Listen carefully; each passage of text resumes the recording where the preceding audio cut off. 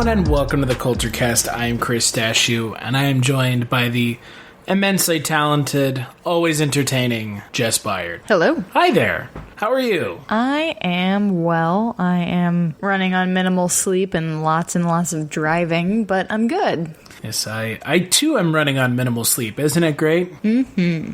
And how? Podcasting. So, we are going to be kicking off Patricia Arquette August on this episode of the Culture Cast with a look at a film that I hadn't seen before. I know you hadn't seen before. Honestly, I feel like it kind of gets forgotten in Scorsese's filmography. We're going to be talking about his 1999 film, Bringing Out the Dead. 6'2" Young is here, baby. And I'm gonna take care of you. Thursday started out with a bang. Heat, humidity, moonlight, all the elements in place for a long weekend. I was good at my job. There were periods when my hands moved with the speed and skill beyond me. How long have you been doing this? 5 years. Wow, you must have seen some things, huh? But in the last year, I'd started to lose that control. I've been seeing the ghosts. You ever notice people who see things are always crazy? I just needed a few slow nights, followed by a couple of days off. There's a double shooting, 41st and 8th. What happened to chest pain, difficulty breathing, fractured hands?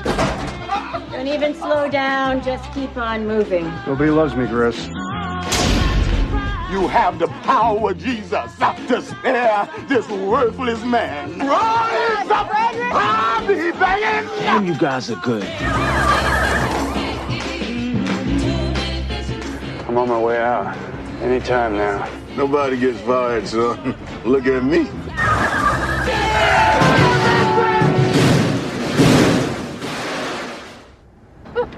You swore that you'd fire me if I came in late again. You swore. I'll fire you tomorrow. My old man's a bus driver, and mom a nurse. Sort of born to it, I guess. Rule number 1, don't get involved with patients' daughters, you understand? Our mission to save lives. Blast off! Help others and you help yourself. That was my motto. I understood how crazy it was to think this way. But then, something good will happen. Everything just glows. Here's to the greatest job in the world.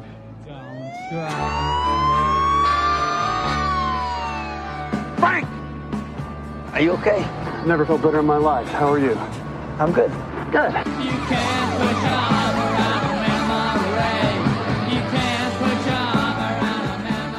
So, like I mentioned, the film is directed by Martin Scorsese. It is based off of the novel by Joe Connelly with the screenplay by Paul Schrader. Stars the always entertaining Patricia Arquette, Nicolas Cage, who I have my reservations about. John Goodman's in it. Ving Rhames is in it. Tom Sizemore is looking mad. Fucking coked out of his mind. Fucking insane in this movie. I mean, he's insane anyway, but he's insane in this movie. Yeah, this is the same person who made a sex tape at one point in his life. Yeah. So, it is what it is. And it also stars, and I don't know if you realize this, but did you realize who is playing Noel in this film? I couldn't really tell. Fucking Anthony, the singer.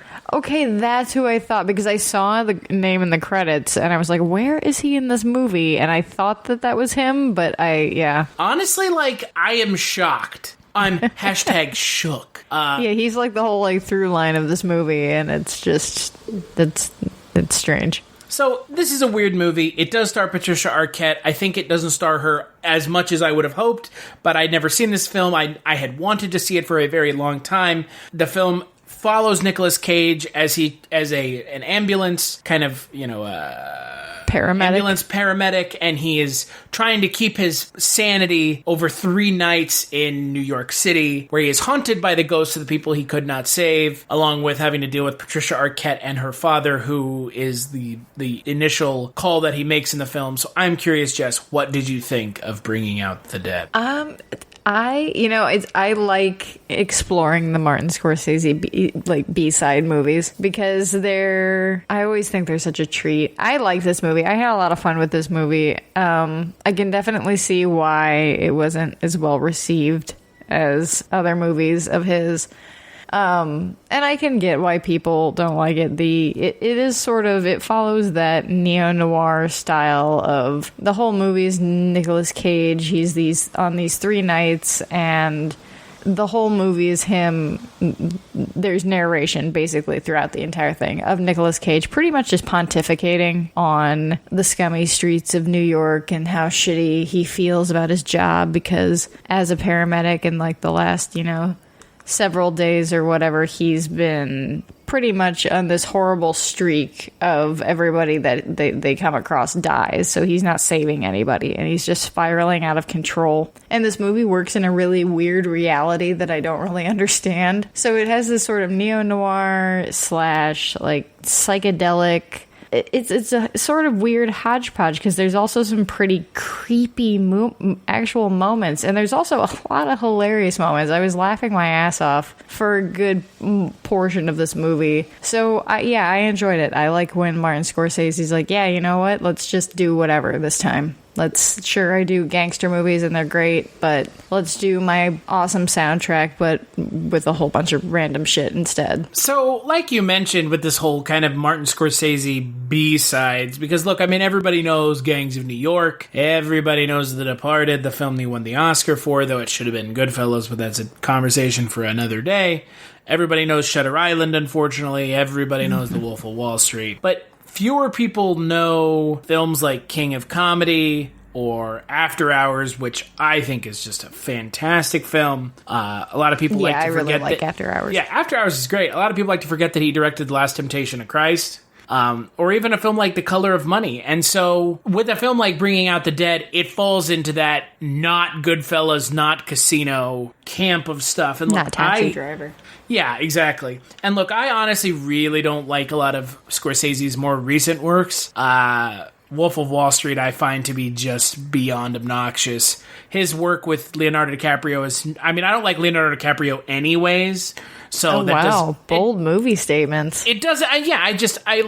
that's my opinion and I'm entitled to it. But, so I don't really like any of his recent stuff, which leans very heavily on Leonardo DiCaprio. I mean, I want to see like 4 or 5 films now with Leo, which is fine. I mean, again, if you find him to be your more recent kind of take on De Niro, be my guest. I don't think that DiCaprio and De Niro need to be mentioned in the conversation. But again, one of them did not make Dirty Grandpa, so what do I know? I don't know. I don't liken DiCaprio to De Niro at all. But Scorsese treats him the same way.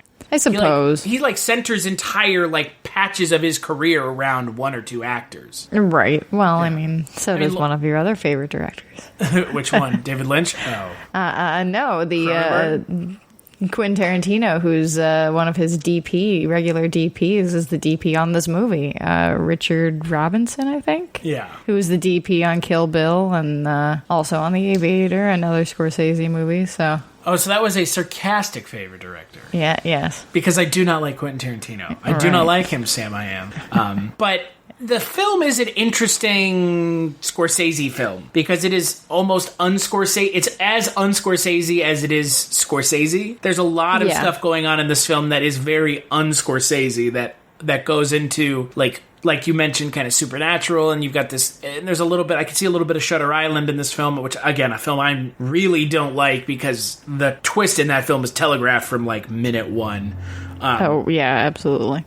But there are a few films that I have seen that I really appreciate the performance of Nick Cage. This is one of them. But that's, again, he's doing a riff on a character that he's done a million times now, which but not by that point, though. Right. Well, Leaving Las Vegas, right? I mean, Leaving Las Vegas came out before this. But I think this was kind of at right around peak, of Nicolas Cage entering what we know him as now. Have we reached... I'm not sure we've reached peak Nicolas Cage. I don't think we've reached peak. I mean, I think we just entered... I think that the late 90s, this movie came out in 99. I think the late 90s were a big time for Nicolas Cage, and then I think he kind of went away for 5-10 years. And now he's coming back in a big way and just being more cagey and more going after these different roles like in Mandy, and which this movie has a lot of psychedelic qualities like Mandy that I appreciate, and it's interesting to see Scorsese do something like that,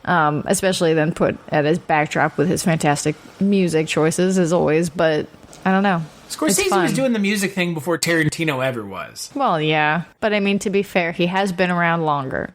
But people don't, I mean, like yourself, I mean, you appreciate film as much as I do, and even more so working in the industry. So you understand the whole, music, the music choices really do make or break some of these scenes. And Tarantino really cops from Scorsese when it comes to picking quality songs that stick with you. I mean, I'm not sure if you've seen Goodfellas, you cannot think about the piano outro to Layla other than as the scene where everybody is found dead. Mm-hmm. So, but I mean, look, Nicolas Cage. So I'm just going to read this off: 1000, The Croods 2, Grand Isle, Jiu-Jitsu, Prisoners of the Ghostland, Color Out of Space, Kill Chain, Primal, Running with the Devil, and A Score to Settle. All are coming out in the next year, and those are all films that he's in. The thing about Nicolas Cage is I don't think he turns down anything. No, because he can't, because he's constantly broke. Well, yeah, I mean that that's kind of it's like the Johnny Depp modeled his career basically after Nicolas Cage, and that's what happened. And now they're both broke. Now Nicolas Cage is doing better, so I'm assuming Johnny Depp will probably have his, come back around stride. But well, yeah, I mean, Nicolas Cage isn't beating the shit out of people either. No. That's that true, we know of. That we know of. But, I mean, yeah, at this point, especially, you can just tell, like, Nicolas Cage was probably at height, drug habit, and he bought all kinds of real estate and all kinds of stuff that, he constantly had to be doing. He had to constantly be working, or else he would have been, like, in massive amounts of debt. Yeah. But, I mean, again, I'm not the biggest fan of Nick Cage. I like him in this, though. I think he plays that role perfectly. Mm-hmm. But, the kind of the person that we do, we should focus a little, obviously, more on than anything else is Patricia Arquette. Now, like I mentioned, she's not in this as much as I was expecting her to be. No, and she plays a sort of strange role for, like, this movie being so much of a neo-noir, with Nicolas Cage being haunted by a woman in his past. And Patricia Arquette sort of plays, I don't know, maybe like a confidant or a guiding light for him that's sort of just keeping him barely afloat. I mean, he's like at the edge of his, psyche by the end of this movie, pretty much. But she's the constant go-to for him. She's constantly hanging around because at the beginning of the film, her dad has like a heart attack and is in a coma for a grand majority of the movie. And so she's constantly around the hospital. I think it's weird that she's just hanging around the paramedics, like by the ambulances. At one point, she's like, this place is such a bummer. And I'm like, well, yeah, because you're hanging out at the ER with the paramedics. Of course it's a bummer. And they seemingly are at like the worst ER, like in all of New York. Yeah, I guess it's just the worst place to possibly go. It's like if you are in any need of help, and it's like in the middle of. So it's in this film is taking place in the middle of the heroin epidemic in this universe, at least that the film exists in. Again, I don't remember much about 1999 in regards to the drugs. I mean, I know that it obviously. Yeah, so was I. So I don't know. I mean, I know the crack was a big thing in the 80s. So I guess it would make sense that heroin was kind of the burgeoning drug of the 90s. But this whole film takes place in a kind of a city torn apart by heroin use. And everyone is kind of feeling the effects of it, from the paramedics who are having to deal with people ODing to the paramedics doing drugs themselves. Right. Which for me, I don't know how it is where you live. I mean, I know the opioid crisis is terrible everywhere currently. In Akron and in Ohio in particular, it's really bad. I hear sirens all day, every day, pretty much. And I would say that probably at least 60% of them are going, 60 to 70% of them, if not more, are going to OD to find, just to pick up people who are ODing. And So for this movie to be set, because I think it is supposed to be set in the near future. At the beginning, it says this movie is set in New York, or in 1999 in New York City. So I guess it's not the near future. It's present time. So it's still kind of it's interesting because it's kind of topical in a way again, and where it's kind of coming around 20 years later. I mean, 1999 to 2019, and we're kind of turned right back around into another. It's not quite. It's still heroin, but it's more pills and fentanyl and everything like that now. But still, it's interesting how we've cycled back into it. And I think this movie shows that, where it's just a constant. This movie takes place over several nights, and every night is pretty much the same cycle for Nicolas Cage, where he's going out and he's seeing these terrible things happen, one thing after another, and he just hits this cycle of every time he wants to close his eyes or try and get something to eat or a cup of coffee, just boom, another depressing, awful thing is happening. And like you said, a depressing, awful thing is happening. This film is not for the faint of heart. There is a lot. It is a very bleak film. It is, but I also kind of found it hilarious. Right. I mean, yeah, there's definitely parts of it that are comedic, that are kind of asking for a laugh, and and deservedly so. And there are some great performances as well. I mean, you have Tom Sizemore doing the Tom Sizemore thing, I would say. I mean, he's not exactly known for having, dialed-in performances. He is very much completely unhinged when it comes to his acting style, and boy, he just goes for it in this film. Well, and I mean, this movie is filled with actors in that same style of whether or not they're kind of just, they play a character and they stick to it and people latch onto it, like people like Tom Sizemore or Nicolas Cage.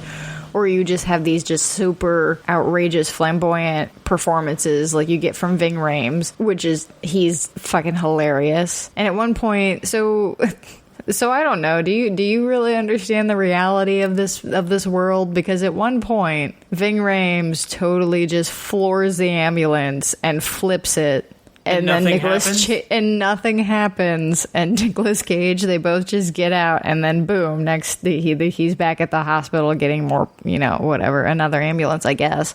But yeah, so I was kind of confused as to what this reality was. And I know, obviously, there's a lot of, he starts to hallucinate as the movie progresses. He's sleep deprived. He's starting to crack up. He wants his boss to fire him, but his boss won't fire him, but he can't quit for whatever reason, and he's just trapped in this loop, and it's the worst. It's basically just the worst Groundhog Day nightmare over and over and over again, stretched out over several nights. Well, and I think Nick Cage does a really good job with balancing that caricature of himself, but also still having some, connective moments with that character where he is really having a terrible time. This is really destroying him. And while there are really hilarious parts, and he starts to, when he is partnered with Tom Sizemore towards the end of the movie, starts to kind of take on that same persona, but he still can't fully commit. He can't get out of his head long enough. Everybody else, John Goodman, his first partner, Ving Rhames, and Tom Sizemore, they've all kind of just given up or given in or been sucked in to the bleak shittiness of the world, and they're all jaded.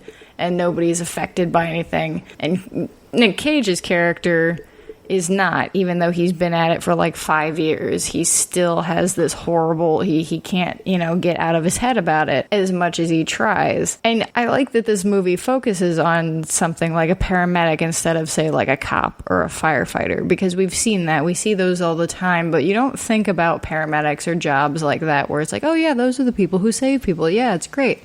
It is great, except that they respond to so many calls day after day after day that statistically a large majority of those calls are not going to end well. And they have, and just, I don't have the ability to do that job. And you don't see movies really depicting that life or that, and obviously this is sort of exaggerated and goes on in a different direction, but I still like that perspective. I thought it was really interesting. An interesting direction for him to go. Well, and like you said, it is very much a weird kind of caricature, but at the same time not. And I think that, like you said, I think that is what works in the film, is that it does kind of straddle the line between the two, and it never really commits to one or the other. It kind of tries to incorporate the two tones into each scene, which is definitely not something I'm used to when it comes to Scorsese either. No, he's usually pretty cohesive in that, and this movie does have, as much as I did enjoy it and have fun with it, it does really drag in parts, and it does kind of feel like he doesn't know where he's really going with it, or what type of movie he wants to be doing, because honestly, I like noir film, I like neo-noir film, but honestly, all of the narration could go for me in this movie. I'm interested in what's happening, like what they're showing me. I want to know about that. I don't need the endless just pontification from Nicolas Cage about how terrible he feels about everything. Like, that's apparent. I don't need to be told it as well. I think it's redundant, and it slows everything to a grinding halt. There's several scenes in this movie that I think could have been, like, this movie doesn't need to be 2 hours. I think if it was cut to about an hour 45, I think it could have been really tight. But maybe hour 50, I don't know. But it just feels a tad too long, and especially for the ending. I mean, it doesn't really give you a payoff in any way, and honestly, I don't really know what kind of payoff we would be looking for with this kind of movie, because it's really more just you're in it for a ride with this character, and you're following him, and you're following Patricia Arquette and what she's going through with her dad on the other side, and how everybody just sort of keeps crossing paths in these depressing stories and trying to find solace in each other, even if it's just a little bit. And even if it's, I mean, there's parts where Tom Sizemore is just beating the shit out of the ambulance with a baseball bat, and nobody's doing anything, so I don't know. And let's also not forget another thing about this film that, again, we mentioned after hours. That's what this honestly reminds me the most of is like a really weird version of After Hours, because After Hours is weird in its own right. But this reminds me a lot of that, because it does kind of have that disjointed narrative feel to it that seems almost, because you mentioned it drags, it almost feels just unfocused, and it does, just and I think plotting. I think that's part of it is intentional, of like the disconnectedness, and there's a lot of interesting editing choices, a lot of like very 90s editing choices, I want to say, where everything's like sped up and almost music video like.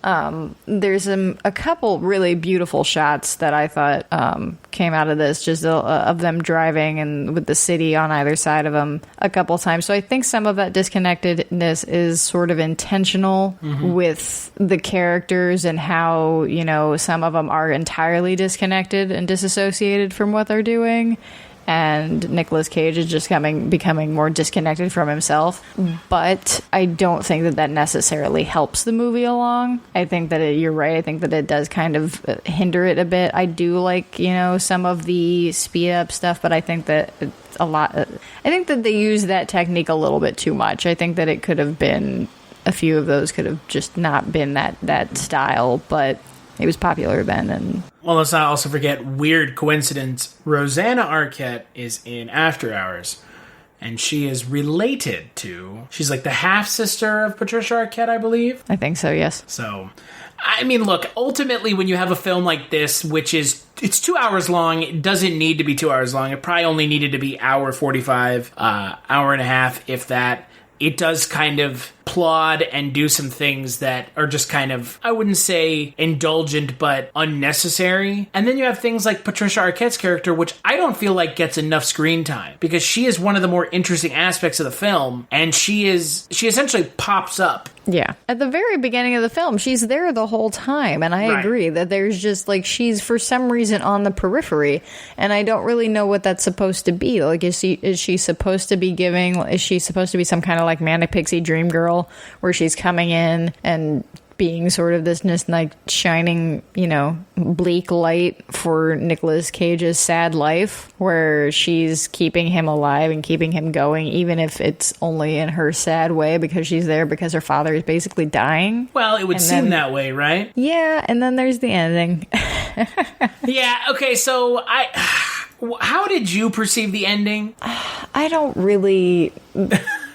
I mean, to be honest, listeners, I just finished watching this movie right before we did this podcast, so I haven't had time to completely reflect, but I don't know that if I had, more time, I would have a very distinctive answer. Basically, spoilers, if you haven't watched the movie, turn the podcast off now and then come back.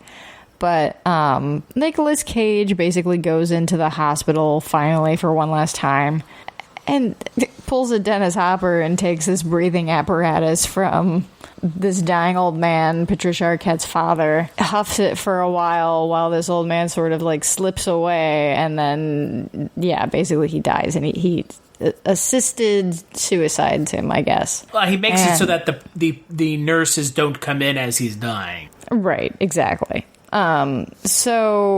And now did I miss it, or did Patricia Arquette ask him to do this? No. Or does he take it upon himself to do this? I thought he took it upon himself because he heard the father, talking to him. Okay, that's what I thought too. Which was that earlier super on. Weird? Yeah, they don't really... The supernatural aspects of this movie are confusing, or the, whatever, psychic aspects of this movie are confusing. Nicolas Cage at one point starts to hear the old man when they're bringing him back from having, an episode, and the old man basically saying, no, don't let him do this. I want to, I'm tired of being this way. Let me die. I'm assuming that that's a hallucination. I think that is just that's Nicolas Cage kind of breaking, further in the movie, and I think that he takes that to heart and takes this upon himself, and then he just goes to her house and they then sleeps there. That's really just it. He goes to her house and they lay in bed with the sun getting brighter and brighter and brighter and showing on him, and he finally is sleeping. So I guess the interpretation is, if you want to take it, the most obvious one is that he's finally at peace or at rest, but I don't specifically understand why. I don't know what the bridge was. I don't know how, if he just cracked and then he let this man die and now he can be suddenly at peace. I don't know. I think I need to see this movie a couple more times to really reflect on that positioning, but I don't know. What was your take? I'm sure that the name Mary is not a coincidence. I'm sure that there is a ton of religious imagery that I probably missed in the film. I mean, look, at the end of the day, the poster for the film, the cross, the red cross, also, it is a shortened, cross, like a religious cross. So I'm sure that there's maybe a lot of religious imagery that I missed, a lot of religious kind of allegories that I missed. I don't know how to really interpret the ending. I would like to think it's, and then he rested because, he finally found someone who could help him absolve take on a himself. Burden, yeah. Yeah, and it's like, I guess, sure. It's just like two broken people coming together. Yeah, I mean... But it's like, for this film, that's such a cheap and weird ending. So we have... This movie is based on a book, which I have not read. So if anybody has read this book, please let us know. What does it actually fill in any details? Is it anything like the book at all? And then we also have Paul Schrader. So the religious aspects, I definitely, they're there. And again, I'm not a super religious person, and I would definitely need to go back through this movie. There were things that I picked up on, but if I really wanted to understand and study and try and pick those things out, I would need to go back and watch it more. But I don't know if that's just Paul Schrader's and Martin Scorsese's influence on the novel, or if it's more so the novel. I'm not sure, and that would be interesting. Do Martin Scorsese and Paul Schrader really talk about this movie that much? I haven't, with as many people as in this movie and with the names attached to it like Paul Schrader, it's strange that this movie doesn't have more of a following, especially now in like Nick Cage, Renaissance, and it's weird to me that Scream Factory or Arrow or somebody hasn't put out some collector's edition of this with 25 minutes of cut footage. That is the thing I was curious about, like you said, because look, most of Paul Schrader's scripts are about these like broken, self-destructive characters that have to figure out a way to redeem themselves. And I don't know why this film... I mean, like, if you showed the poster of this film to people or explained this movie to people, they wouldn't tell you that Scorsese directed it. No. I mean, that's the weird thing about this movie is, again, like I said at the top of the podcast, like, it is Scorsese. It is so un-Scorsese, but at the same time, it is very Scorsese. Well, yeah, and I mean, Paul Schrader wrote, like, Taxi Driver and Raging Bull, so it is very Scorsese. I mean, they work together on those big, iconic films that everybody knows, and everybody, I mean, Scorsese's made a name in the gangster film world, and that's what, you know, most people would know him for. But again, I do enjoy these just random when Scorsese's like, nah, I don't want to do that. Let's do something different.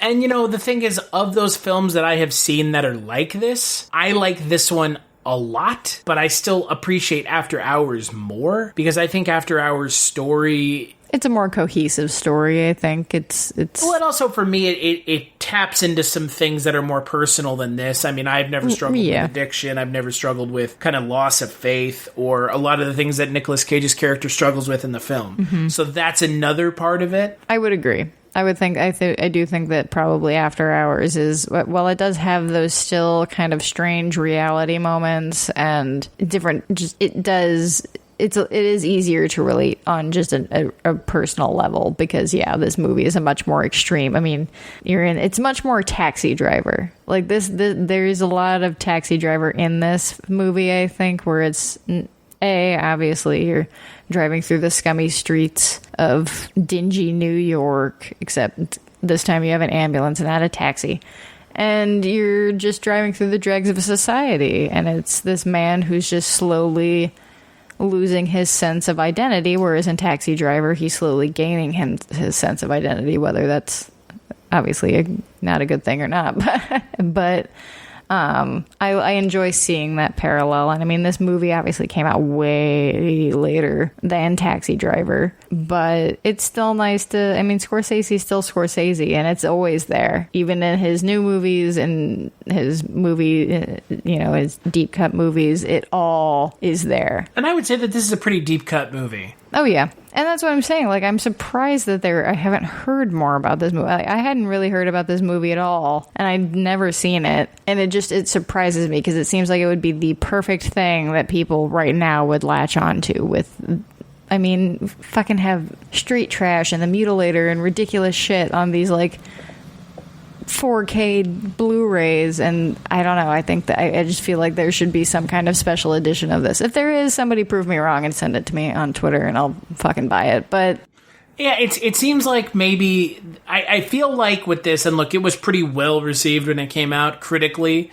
I feel like a lot of people watch this movie and honestly don't know what to think of it and kind of don't know how to really interpret it. Yeah, I mean, it's one of those films that, like, it's not like Taxi Driver. It is a film that is so, it is a film that is so kind of weird in a way that a lot of other Scorsese films aren't. It sort of feels, I mean, it came out in the same year as Fight Club, and it has that kind of feel to it. It's just, it feels very 90s, which is a weird thing for Scorsese, I think. That's, and Paul Schrader, for that matter, that they normally feel pretty movie. Timeless. Yeah, and this one feels very, and like with the editing choices, with the music choices, I mean, R.E.M. and Sarah McLachlan, and I mean, it is 90s.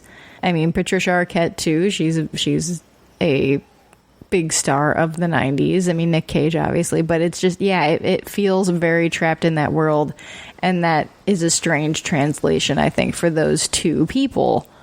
But I like it. I like what they did with it. And this is unfortunately the only time Scorsese ever worked with Patricia Arquette. Yeah, that is a shame, and it's strange. Like it strikes me interesting that they didn't do or haven't done anything else since. Yeah, because she is great in everything I've ever seen her in. She's great in this, but she really is kind of in the second half of the movie, she is sidelined. The first half of the movie, she's pretty much ever present, but in the second half of the film, there's the overdosing scene in Cliff Curtis's kind of drug den, and then she's kind of gone for a while. And you have the weird Tom Sizemore coked out end of the film, which, I mean, it's a brutal ending to the film with his character. I mean, his character is just the biggest piece of shit. He's awful. Yeah. Beating up junkies on the streets. I mean, even if the junkie deserved it, I'm not sure that he deserved to have the shit beat out of him. No, and I mean, there is this other through line of Mark Anthony's character, who Tom Sizemore racistly calls Pedro all the time, he keeps ending up at the hospital, but then every time they bring him back to the hospital, he escapes, and they're paramedics, not cops, so they're not going after him. And the whole time he's just thirsty all the time. His thing is that he's constantly thirsty, and he has this death wish that he wants to die. And there's one point where Nicolas Cage, toward the beginning of the movie, is trying to keep him in the ambulance, and the way he's doing it is like threatening him, like, I swear to God I won't kill you if you don't shut up. Like, it's a weird, interesting thing, and I like that it adds a little bit of another layer to Nicolas Cage's character, where you see that sort of soft, a softer, more. He's like, I'm just trying to calm these people down, and I want them to be okay, and I want to get through the night. So we see this guy all throughout the movie, interacting with various characters throughout the movie, and I don't know, I don't really know entirely how to interpret him either. But I'm sure it's a religious thing. Yeah, I can definitely see that creeping through. I am going to be reading more about this movie, I think, after this, because there's a lot of it in there that there's just a few things here and there that I'd like to see what other people are saying about them. Because, now that I really think about it, there's a lot of little pieces in this movie that they all interact, they all connect, but I'm not sure exactly on what level. Well, let's not forget the craziest thing of all. Patricia Arquette was married to who during the filming of this film? Nicolas Cage. Oh, yeah. So that, again, there's some of that at work too. So I think this is a film, like you said, I mean, there's a lot of like firsts and lasts of this movie. This is the last film that was ever released on Laserdisc. Wow, really? I didn't know that. This is the only Scorsese film of the 90s that did not get an Oscar nomination. So there's a lot of like weird things about this movie, like weird firsts or onlys or lasts that again, you would, like you mentioned, you would think it would be, it's a lost little gem of a movie, and I do think that people should check it out, especially now. I think that it is pretty relevant now. Agreed. Still, 20 years later, we're still dealing with the same bullshit, and it's from this perspective. You don't see it from this perspective ever. We're in the height of the opioid crisis in this country. Yeah. And nobody's making movies about paramedics who are dealing with it. And sure, this isn't, a movie that's set in like the hard stone reality of paramedic life. It does have goofiness to it, and it does have psychedelia to it, but deep on a base level, it is these people are out there working these shitty hours at 3 fucking o'clock in the morning. They're responding to suicide calls and ODs, and that's a life that I can't even fathom. So yeah, I would say that this would definitely be a recommend. Check it out. I mean, it's a Scorsese movie too, so I mean, how bad can it be, right? Shutter Island. Wow. I mean, again, I think you're right. I need to, I really want to bone up on the Christ stuff about this movie. Mm-hmm. I think that there's some sort of modern Jesus allegory going on, which, again, like you said, begs to be rewatched in 2019. Right, exactly. So, anything else you want to talk about? No, I don't. Well, I guess we should mention, if anything, watch this movie to see what is it, Cliff Curtis impaled on the fence. Fence. It's the most ridiculous thing about the movie. Actually, you know what? The most ridiculous thing about the movie is that Nicolas Cage keeps offering people ambulance rides home, and I'm like, that's the most expensive shit ever. Yeah, like when that doesn't happen in reality. In any reality, because like ever the second you get on an ambulance, you are being charged. So there's no just driving you home. Come on, I'll drive you home. No, you won't. No, thanks. I'll walk for free. But no, that's it. So what would you give the film out of 5? I'm going to give it a 3.5. I think that has a lot of rewatchability for me. I think that it was a good surprise. It was a Scorsese movie I hadn't seen, and it was different. I think that it's a very specific little blip in filmmaking, and it's a specific kind of style, and it's its own little thing, and I like it. Yeah, I'm gonna give it a 3.5 as well. Like you said, it's an interesting note in Scorsese's filmography that doesn't really get talked about enough, as opposed to films like every other film that Scorsese has made.